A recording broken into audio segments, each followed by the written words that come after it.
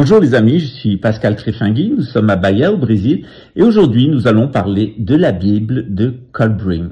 Qu'est-ce que la Bible de Kolbring? Eh bien tout d'abord c'est un texte de 1360 pages qui ressemble très fortement à la Bible de Jérusalem mais qui présente deux grandes différences. Tout d'abord nous avons le récit du déluge, du cataclysme antédéluvien bien différent de celui de la Bible, puisque le texte nous dit qu'il est lié à une race destructrice qui n'est pas humaine. D'autre part, le texte nous annonce une apocalypse légèrement différente, avec une destruction du monde qui est elle aussi associée à une race extraterrestre. La Bible de Kolbring, ce sont 11 textes qui ont été retrouvés dans l'incendie du monastère de Glastonbury, dans le Wiltshire, près donc de Stonehenge et de Avensbury, qui, comme je vous l'ai dit plusieurs fois, est aussi le siège ancestral de ma famille. Que trouve-t-on dans la Bible de Kolbring? On trouve 11 parties, ai-je dit, 11 textes, dont 6 sont, les 6 premières parties, auraient été donnés par des prêtres phéniciens. Ces textes comprennent une cosmologie assez curieuse, des notions et des indications et des enseignements sur l'astrologie et un certain nombre d'indications en matière médicale.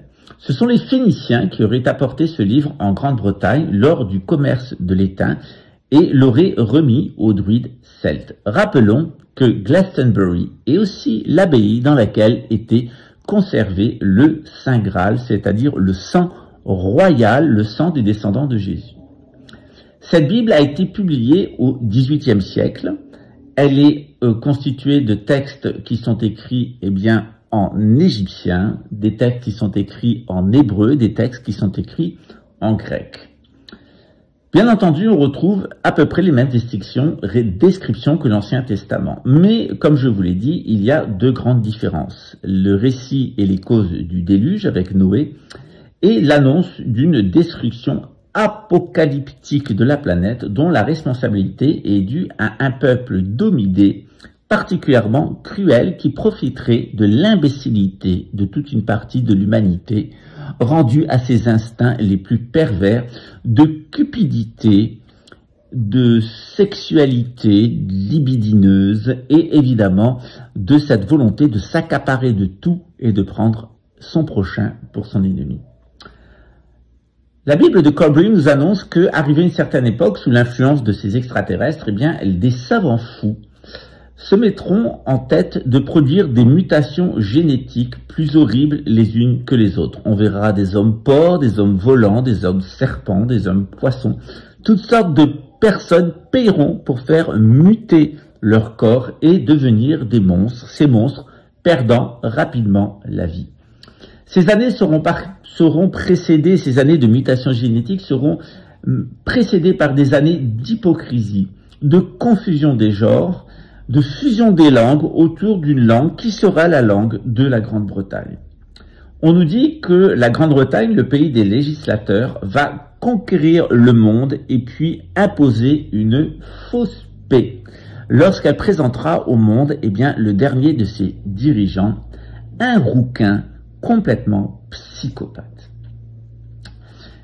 Le texte nous annonce que la nation qui alors siégera en Grande-Bretagne maîtrisera les mers, dominera pendant un certain temps et puis tombera dans un temps de confusion générale, civile et militaire.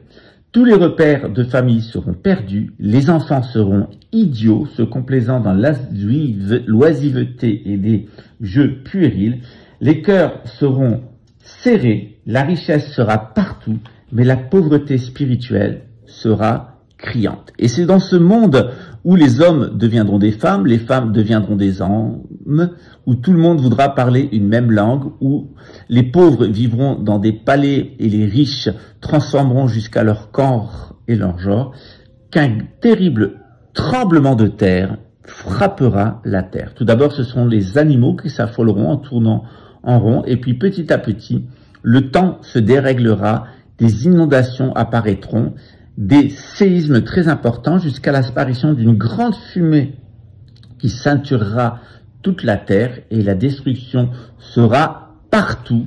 les continents et les montagnes bougeront, des tsunamis gigantesques déferleront sur l'humanité et ça sera la fin du genre humain.